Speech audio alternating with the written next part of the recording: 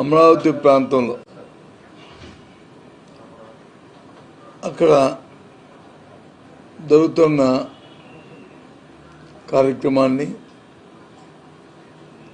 అకృత్యాల్ని, జరుగుతున్న రైతులు పడుతున్న ఇబ్బందుల్ని, వారు చెప్తున్న ఇబ్బందుల్ని, వారు అనుభవిస్తున్న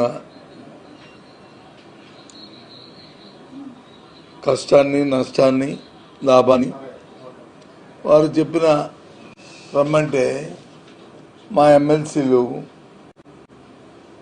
పాటు మా మాజీ మంత్రులు కూడా వైఎస్ఆర్సీపీకి చెందిన వారు వండవల్లి ప్రాంతానికి వెళ్ళారు అమరావతి చూడడానికి. వెళ్తే మార్గ మధ్యలో తెలుగుదేశం పార్టీకి సంబంధించిన వాళ్ళ కార్యకర్తలు వాళ్ళు దాన్ని అడ్డుకున్నారు. అడ్డుకోవడమే కాకుండా నానా బీభత్సం చేసి, కార్లు ధ్వంసం చేసి, వాళ్ళ మీద హత్యా ప్రయత్నం చేయడానికి కూడా ప్రయత్నం చేశారు. రాళ్ళ కొట్టి మా నాయకులనే కాదు, పోలీస్ సిబ్బందిని కూడా కొట్టి, కానిస్టేబుల్ కూడా చావు బతుకుల మధ్యలోకి వచ్చిన పరిస్థితిని తీసుకొచ్చారన్న. ఈ పరిస్థితి అంతా చూస్తుంటే రాష్ట్రంలో శాంతి భద్రతలు అదుపు తప్పాయి, పూర్తిగా కూడా అదుపు తప్పాయి. ఎక్కడ కూడా వాళ్ళు చెప్పు చేతుల్లో లేదు. అటవిక రాజ్యం ఇవాళ రాష్ట్రంలో ఉందన్న దానికి నిర్ధారణ అది. ఈ సంఘటన తీవ్రంగా ఖండిస్తున్నాం. ఇలాంటి సంఘటనలు పునరావృతం కాకూడదని కోరుతున్నాం. ఆ ప్రాంతంలో రోజు ఒకటంపుడు ఉపన్యాసాల్లో, రోజు పత్రికల్లోనూ ఎక్కడికి వెళ్ళినా సరే చంద్రబాబు నాయుడు గారు ఎక్కడికి వెళ్ళినా మాట్లాడుతున్నారు కదా. ఇంత అభివృద్ధి జరిగింది, అంత అభివృద్ధి జరిగింది, ఎంత కార్యక్రమాలు జరిగాయని. మరి మీకెందుకు బెరుకు? వెళ్తారు, వెళ్ళి చూసి వస్తారు. అక్కడ జరిగిన కార్యక్రమాన్ని, ప్రజలు చెప్పిన విన్నపాన్ని వింటారు. తిరిగి వాటి మీద కామెంట్, దాని మీద రాజకీయమైన కామెంట్లు ఏమైనా చేస్తే మీరు చేయండి. అంతేగాని చట్టాన్ని చేతితో తీసుకుని ఈ విధమైన కార్యక్రమం చేయడం ఇది తగునా? ఇదేనా ప్రభుత్వం తాలూకు విధానం? ఇదేనా పరిపాలన తాలూకా విధానం? శాంతి భద్రత పరిరక్షించే బాధ్యత రాష్ట్ర ప్రభుత్వానికి లేదా?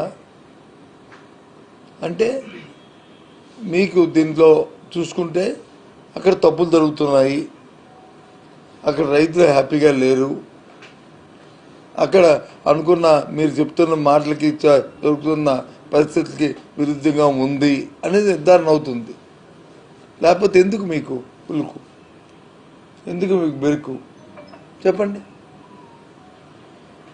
రండి చూసుకోండి. మేము కడుతున్నాం, మా భవనాలు కడతామని చెప్పారు కదా. దేశంలో ఎక్కడ చూసినా సరే 7,000 రూపాయలకి స్క్వేర్ ఫీట్ ఖర్చు అయితే మీ దగ్గర 15,000 నుంచి 20,000 రూపాయలు ఖర్చు పెట్టి కడుతున్నారు కదా. అద్దాల కోసమే 2,500 రూపాయలు ఖర్చు పెట్టి మీరు చేస్తున్నారు కార్యక్రమం. ఇదంతా దోపిడీయే కదా. మరి మీకెందుకు బాధ? ఆ దోపిడీని చూడనియండి. లేదు మీరు దోపిడీ కాదు, ఇదంతా అభివృద్ధి అనుకుంటే అభివృద్ధి చూడనియండి. మీకెందుకు భయం? చాలా తప్పు. నిన్న జరిగిన ఈ సంఘటన తిరిగి పైపెచ్చు మా నాయకుల మీద, మా ఎమ్మెల్సీల మీద, వాళ్ళ మీద మీరు వచ్చి SC/ST కేసులు మళ్ళీ బనాయిస్తున్నారు. చట్టం చేతిలో ఉంది కదా అని, ప్రభుత్వం మీ చేతిలో ఉంది కదా అని ఈ కార్యక్రమం చేస్తున్నారు. రాష్ట్ర ప్రజలు చూడండి ఏం జరుగుతుందో. వీళ్ళు చెప్తున్న, వీళ్ళు చేస్తున్న చేతలు చూడండి, అంత చట్ట వ్యతిరేకంగా కార్యక్రమాలు చేస్తున్నారు. ఈ సంఘటనలన్నింటినీ కూడా ఖండిస్తున్నాం. ప్రభుత్వం పరిపాలన లేదు, గాలి కుదిస్తుంది. ఎంతసేపు కూడా పోలీసు వ్యవస్థను చేతిలో పెట్టుకుని పోలీసులతో అటవికి పరిపాలన చేస్తున్నారు తప్ప ఇప్పుడు ప్రజాస్వామ్యబద్ధంగా ఈ పరిపాలన ఏ ఒక్క ప్రాంతంలో కానీ ఏ ఒక్క నిమిషంలో కానీ జరగట్లేదు. ఎక్కడ చూసినా అంతే అరాచకం. చాలా శోచనీయం ఈ సంగతి. ఎంతసేపు మేము వచ్చి సంపద సృష్టిస్తామని చెప్పని మొన్న వచ్చి బీచ్ల్లో బారులు మన సంస్కృతికి విరుద్ధంగా, మన ఆచారాలకు విరుద్ధంగా, మన అలవాట్లకు విరుద్ధంగా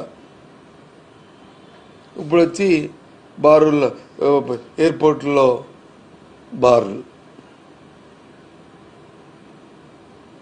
ఉన్నాయి. ఫారెన్ కల్చర్లో ఉంటే ఆ కల్చర్ వేరు, ఆ సంస్కృతి వేరు, మన ఇండియా సంస్కృతి వేరు. ఎక్కడో ఇంటర్నేషనల్ ఎయిర్పోర్ట్లో ఉంటాయి, కానీ సామాన్య డొమెస్టిక్ ఎయిర్పోర్ట్లో కూడా తిరిగే ప్రాంతాలు, ప్రజలు తిరిగే బీచ్ల్లో కూడా సుదీర్ఘమైన తీర ప్రాంతం ఉంటే తీర ప్రాంతంలో ఈ బీచ్ల్లో బార్లు ఏంటి? ఎక్కడికి వెళ్తుంది? ఇదే నా సంపద సృష్టించడం.